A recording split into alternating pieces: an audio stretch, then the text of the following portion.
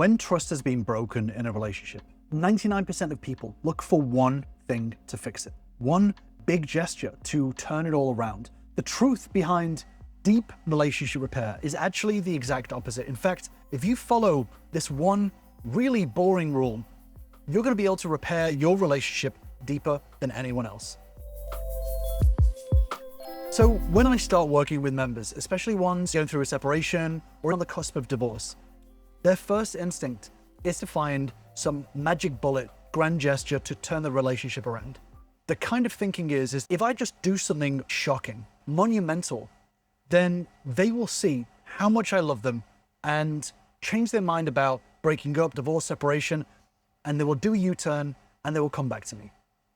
The problem is, this is usually the exact same panic thinking that causes a lot of the problems in the first place. When these grand gestures happen, whether it's writing a really long letter, buying a bunch of gifts, standing outside of the apartment, calling 20,000 times in a row, whatever this big grand gesture is, it usually reinforces to your partner that they were right to doubt the relationship, that they were right to maybe leave, and they were right to question whether this relationship has any legs long-term. The truth is, the most powerful gesture you can do right now is kind of the least grand and the most boring, but it is going to make a difference to the way your partner sees the relationship and the way your partner sees you and a future with you. So before I jump into that, I want to talk about why grand gestures end up sabotaging your relationship. There's nothing wrong with wanting your partner to know how much you love them. The problem is that the way your partner is going to interpret these gestures is not going to be the way that you intend them. So when you're performing a grand gesture, the very first thing is that this gesture shows to your partner that you're acting impatiently. So whether it's a big chunk of text messages or a letter or 1,000 roses, whatever it is, trust is broken in a relationship through many, many small moments, not one big moment. When you try one big grand gesture, it shows that you are panicking, that maybe within you, you actually don't have the patience to be able to follow through with some of the more important smaller moments. So if you're in panic mode, it can be difficult to trust someone in panic mode. If you think about it this way, imagine you got into an Uber, and even if the Uber driver's driving was fine, they were driving the correct speed, they were making their signals, making the turns safely, and getting you to the destination on time. If they were doing that, but clearly in panic mode, looking around 1,000 times or nervously shaking, if they were in panic mode, you would still want out of that Uber pretty damn quickly, right? Panic mode is not a state that people feel comfortable around. So, on this channel, I've spoken about the mirror principle, which is people picking up on the energy that you put out there, the way that you carry yourself. If you act panicked, it shows that you are not emotionally regulated, you're not steady. And these grand gestures show panic. A 10-page letter shows a huge emotional spike. And these erratic emotional spikes keep a partner who is feeling dysregulated by the relationship in a state of hyper-vigilance. And again, we've spoken about this on the channel in terms of the emotional environment. If this emotional environment is triggering your partner's nervous system, then a big grand gesture, even if it's a positive one, is going to push them further away. Your partner doesn't want someone performative, they want someone who's a rock. But the other way that these grand gestures can be interpreted is they can be seen as very shallow and very replaceable. Buying 10,000 roses, writing a long letter, writing a poem when things are tough. This is something that anyone can do. Anyone can buy flowers, anyone can write a letter. These grand gestures can offer a cheap, temporary dopamine hit for your partner, but they know deep down that once that high wears off, the underlying pattern of the relationship still remains unchanged. And now there usually comes a sense of manipulation because it's like they're doing something big and performative, but they're not doing the other things that I've been trying to tell them, the things that are important for changing the relationship dynamic. So this shows that you don't really know the root of the relationship problems and that you're trying to band-aid over things with big grand gestures, gifts, letters, etc.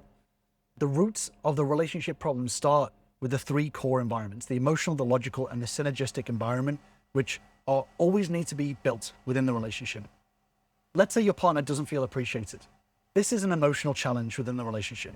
Buying flowers. It may make logical sense to fix this problem. Flowers are a gesture of appreciation. but it still doesn't actually address the root.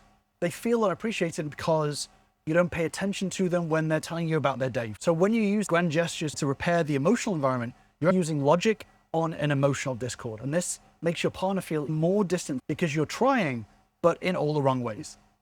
And the other thing is that these grand gestures are inconsistent.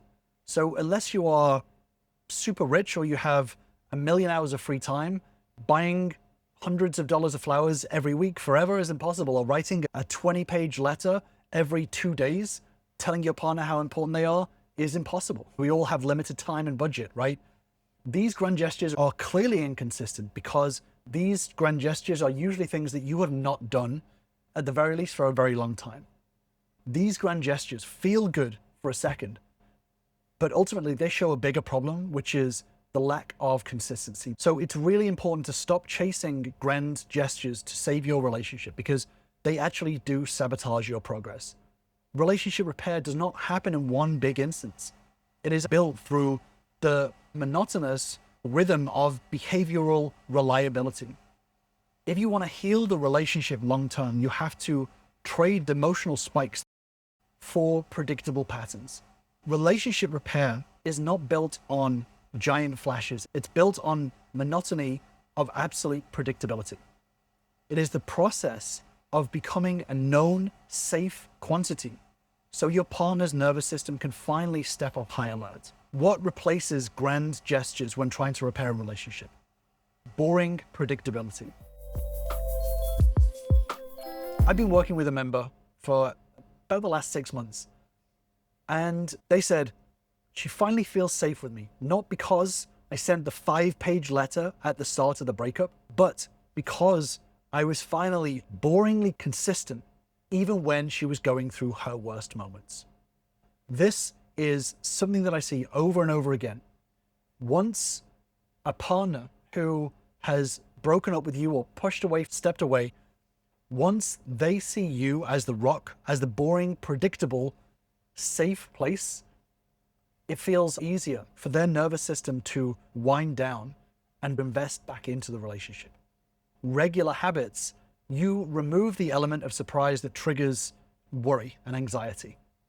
Cultivating repetitive processes for the relationship provides the foundation of predictability to build the exciting stuff on top of. But first, you have to have the repeatable, safe foundation before you can build on top. Cultivating the environment that is predictable and safe for both you and your partner is important, especially when repairing a relationship. Your partner needs to know that when they communicate with you about their feelings, their worries, their fears about the future relationship, about the past, that they know exactly how you're going to respond. That means their nervous system is going to be lowered. So when repairing a relationship, how do we do this? How do we be boringly predictable to repair the relationship long term? The very first step is, like I mentioned at the start, stop the surprises, stop the massive speeches, stop the lectures, and stop trying to be overwhelmingly romantic. And commit to a completely steady, transparent, daily routine that is unglamorous. Step 2 is to establish your daily non-negotiables. Every day, establish those daily non-negotiables for you. So 2 to 3 micro actions, micro tasks that you're going to perform every single day. This needs to be focused on yourself, on your skills, on how you show up. The more consistent you are with that, the more you will rewire your default. And when you do speak with your partner, that default will become very obvious. It means that during conversations, they know what to expect. So this could be practicing your communication skills. This could be practicing your emotional regulation. This could be both. Making sure that you are cultivating a predictable routine for yourself, which will then start to cultivate a predictable emotional environment for you and your partner. Step 3 is to absorb the suspicion. When you start to focus on building yourself, building your skills, and cultivating this regular routine for yourself, this usually means that your communication naturally kind of drops. This means that your focus kind of shifts away from the relationship and onto yourself and how you show up.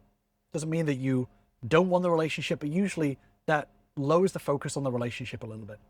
During this time, your partner can sometimes test this or meet it with a bit of cynicism. This may not be conscious, this could be subconscious, but This is expected. This is what we call expectancy bias. Expectancy bias is your partner's natural confirmation bias. When they feel a change in the pattern of the relationship, they can push back and subconsciously test whether this is going to be long-term change or something that's short-term and go back to normal. I can't dig into it fully here, but this is what I dig into with members, is working through expectancy bias to repair the relationship long-term. If you want to learn the foundations of relationship repair, then join my relationship bootcamp. This is where my members start repairing and regrowing their relationships long-term. If you want to work together, start there. I'll leave a link in the description if you want to join us. So during this time, this suspicious time and cynical time, expect your partner will push back, that your partner will be more suspicious. And this is important to not break the routine that you're building for yourself, especially in terms of your emotional regulation, staying calm. This is where your consistency will be tested the most, because this will not be instantly rewarded. This will have an impact much later on in relationship repair, but this is the time to double down on continuing to be that predictable, safe place for the relationship to grow into. Step 4 is making sure that you are doing this for you. But there is going to be a period of time in relationship repair where it feels like little is happening.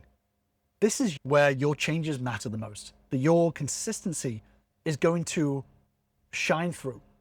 After the initial adrenaline and panic of trying to save the relationship wears off, this becomes a danger zone where a lot of people relapse into old habits or lazy patterns or erratic patterns.